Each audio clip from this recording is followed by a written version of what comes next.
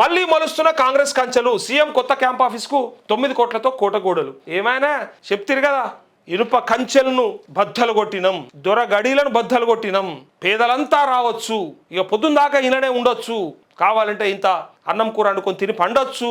ఇది ఇలా ప్రగతి భవన్ కాదు, ప్రజాభవన్. మహాత్మా జ్యోతిబా పూలే ప్రజాభవన్. మీరు ఎవరైనా వచ్చు, ఎవరైనా ఏమైనా చేయొచ్చు అని ఆ రోజు ఇక చెప్పిరైతే మనం ఏమో ఇన్నది మనమే కదా, నువ్వు నేనే కదా. ఇప్పుడు అట ఇగో కొత్త క్యాంప్ ఆఫీస్ కడుతురు కదా, మరి దానికి ఎందుకే ఈ గోడలు, కోటగోడలు ఎందుకు?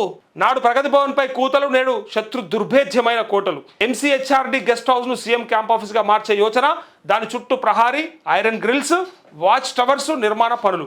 ఈ నెల 11న టెండర్ నోటిఫికేషన్ విడుదల చేసిన రాష్ట్ర ప్రభుత్వం రేవంత్ మన్మడ ఆడుకోవడానికి వీలుగా 5 కోట్లతో వరల్డ్ క్లాస్ ఫుట్బాల్ గ్రౌండ్ ఇప్పటికే నిర్మాణం. 2 కొండలను తవ్వి ప్లే గ్రౌండ్ నుంచి గెస్ట్ హౌస్కు ప్రత్యేక రోడ్డు. ప్రగతి భవన్ ముందున్న ఇనుప కంచెను తొలగించాం. 4 కోట్ల తెలంగాణ ప్రజలు స్వేచ్ఛగా లోనికి వచ్చేలా గేట్లు బార్లా తెరిచాం. ఆ రోజు చెప్పి ఎవరైనా రావచ్చు, లోపల రావచ్చు, ఇక ఓపెన్ చేసేసినాం. ఇక ఏది ఇట్లా 4 కంచెలు తీసి 4 ఏమంటారు రైలింగ్లు కూలగొట్టేస్తే ఇక మొత్తం ఓపెన్ అయిపోయినట్ట పోవచ్చా? ఇది సీఎంగా ప్రమాణం రోజు రేవంత్ రెడ్డి చేసిన ప్రకటన. ప్రగతి భవన్ ముందు కంచెలు కూడా కాంగ్రెస్ కట్టించేదని తెలిసి అబద్ధమాడిన ఆయన ఇప్పుడు తన కొత్త క్యాంప్ ఆఫీస్ చుట్టూ కంచెలు నాటుకుంటున్నారు. ఈ కంచెలు ఓళ్ళు నాటిరో ఎరకనా? కాకపోతే కేసీఆర్ వచ్చినాక ఏం చేసినా నేను చెప్తా.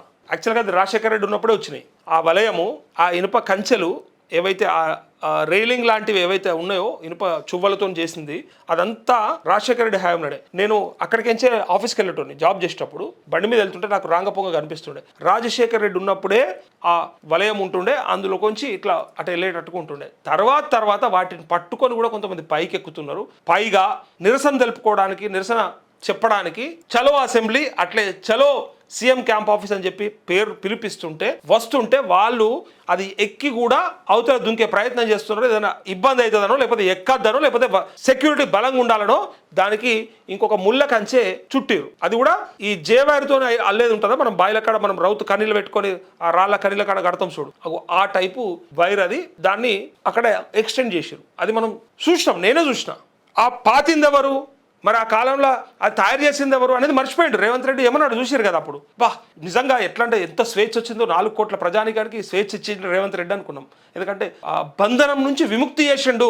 100 ఏళ్ళు పరిపాలించినటువంటి బ్రిటిష్ పాలన నుంచి మనకు విముక్తి కలిగించినటువంటి స్వాతంత్ర సమర యోధుల గురించి ఎట్లయితే మనం గొప్ప చెప్పుకున్నామో, అట్లా రేవంత్ రెడ్డి గురించి అంత గొప్ప చెప్పుకున్నారు. ఆహా, మనని దొర పాలన నుంచి విముక్తి కలిగించిండు రేవంత్ అన్నా నువ్వు ఉండాలన్నా, నువ్వే ఉండాలన్నా, 10 ఏళ్ళు నువ్వే ఉంటావన్నా చెప్పారు కదా, మనమే చూసినాం కదా. ఇప్పుడు చూడు, ప్రగతి భవన్ గేట్లు బద్దలు కొడతామనేది కాంగ్రెస్ పార్టీ ఎన్నికల నినాదంగా కూడా ఉండేది. వాస్తవానికి ఇప్పుడు ప్రజాభవన్ ఉన్న స్థానంలోనే ఉమ్మడి రాష్ట్రంలో సీఎం క్యాంపు కార్యాలయం ఉండేది. వైఎస్ఆర్ అందులోనే ఉన్నారు. ఆ తర్వాత వచ్చిన నల్లారి కిరణ్ కుమార్ రెడ్డి కూడా దానిలోనే కొనసాగారు. ఆయన హయాంలోనే భవన్ చుట్టూ ముండ్ల కంచె ఏర్పాటు చేశారు. ప్రత్యేక రాష్ట్రం వచ్చిన తర్వాత కేసీఆర్ అక్కడే సీఎం క్యాంపస్ ఆఫీస్ నిర్మించి ప్రగతి భవన్ అని పేరు పెట్టి అందులోనే నివాసం ఉన్నారు. రేవంత్ రెడ్డి పిసిసి అధ్యక్షుడిగా ఉన్న సమయంలో అది ప్రభుత్వ భవనం అనే విషయాన్ని ఒకసారి చూడండి. విషయాన్ని మరిచి వీళ్ళు ఏం రాసి ఉంటారో కూడా నేను చెప్తా.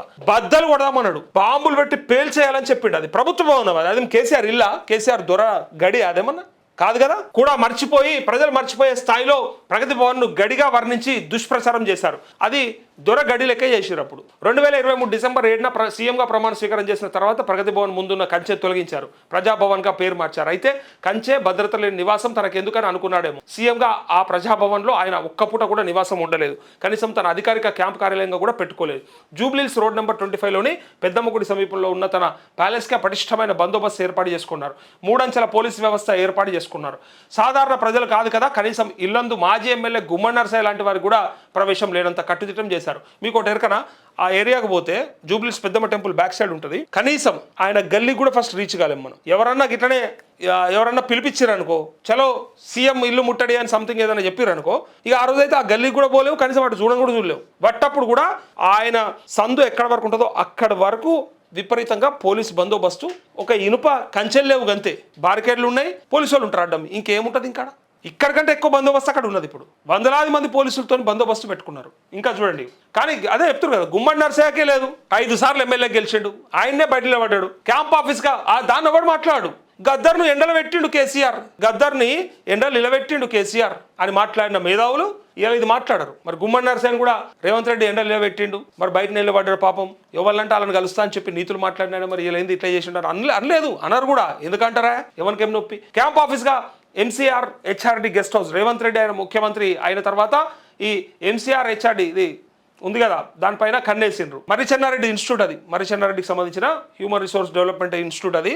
సో దాని మీద కన్నేసి తన నివాసానికి వెనకాలే ఉన్న ఈ క్యాంపు కార్యాలయంగా మార్చుకోవాలని ప్రయత్నించారు. అయితే 33 ఎకరాల విస్తీర్ణంలో ఉన్న ఈ ఎంసీఆర్ హెచ్ఆర్డి ప్రాంగణం ఏదైతే ఉందో సర్వహంగులతో ఉంది.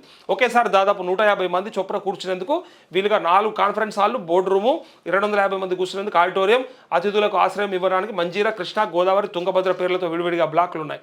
సెక్యూరిటీ పరంగాను చీమలు దూరనంత పటిష్టంగా ఉండడంతో క్యాంపు కార్యాలయంగా చేసుకోవాలని చూశారు. అయితే ప్రగతి భవన్ రేవంత్ రెడ్డి హంగు ఆర్భాటాలకు సరిపోదని 33 ఎకరాల భవన సముదాయాల్లోకి మారుతున్నారని విమర్శలు వెల్లువెత్తాయి. దీంతో సీఎం అప్పట్లో తన అభిప్రాయాన్ని తాత్కాలికంగా వాయిదా వేసుకున్నారు. తాజాగా మళ్ళీ అదే ప్రాంగణాన్ని తన క్యాంపు కార్యాలయంగా మార్చుకోవాలని నిర్ణయించినట్టు తెలుస్తోంది. ఇనుప కంచెల నిర్మాణానికి టెండర్లు. ఇది చూసిరా, ఈ MCR HRD VVIP guest house చుట్టూ బలిష్టమైన గోడ కట్టాలి, ఇనుప కంచెలు ఏర్పాటు చేయాలి, ఎత్తైన వాచ్ టవర్లు, దుర్భేద్యమైన కంటైనర్లు పెట్టాలి, లోహపు గేట్లు, విదేశీ ఫర్నిచర్, ఇలా భద్రతా ప్రమాణాలు ఇంచు కూడా తగ్గకుండా పనులు చేసే కాంట్రాక్టర్లు కావాలను 24 నెలలలోపు పని పూర్తి చేయాలి. ఇది ఈ నెల 13న R&B హెడ్ క్వార్టర్స్లో సూపరింటెండెంట్ ఇంజనీర్ జారీ చేసిన ప్రకటన. ఈ వీవీఐపీ గెస్ట్ హౌస్ ఎవరి కోసం?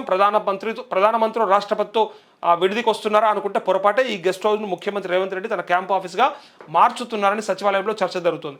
సీఎం క్యాంప్ ఆఫీస్లోకి 4 కోట్ల తెలంగాణ ప్రజలకు మాత్రమే కాదు, చీమ, పిట్టల్ లాంటి జీవరాశి కూడా దూరలేనంత భద్రతా ప్రమాణాలతో రాజసౌధం తరహాలో తీర్చిదిద్దేలా ప్రణాళికను రూపొందించారని అంటున్నారు. వీవీఐపీ గెస్ట్ హౌస్ కోసం approach ramp, west side road, ఫ్లోరింగ్తో పాటు కాంపౌండ్ వాలు, కంటైనర్లు, వాచ్ టవర్లు, గేట్లు, ఫర్నిచర్ తదితర పనుల కోసం 9 కోట్ల నిధులు కేటాయించారు. ఈ నెల 18తో టెండర్లు దాఖలు కూడా గడువు ముగిసింది. అయితే వచ్చే నెల 4, 6 తేదీల్లో ఆ బిడ్లు తెరవనున్నారు. నేనే రాజు నేనే మంత్రి అంటూ ప్రకటించుకున్న సీఎం రేవంత్ రెడ్డి అందుకు తగ్గట్టుగానే రాచరిక పోకడలను అనుసరిస్తున్నారని విమర్శలు వెల్లువెత్తుతున్నాయంటూ పోలీస్ పటేల్ కుటుంబం కదా గట్టినే ఉంటుంది. ఇప్పటికే 5 కోట్లతో ఫుట్బాల్ గ్రౌండ్ కూడా చూసిరా, ఫుట్బాల్ గ్రౌండ్ వీవీఐపీ గెస్ట్ హౌస్కు సమీపంలో ఇప్పటికే 5 కోట్లతో ఖర్చు చేసి ఫుట్బాల్ గ్రౌండ్ నిర్మించారు.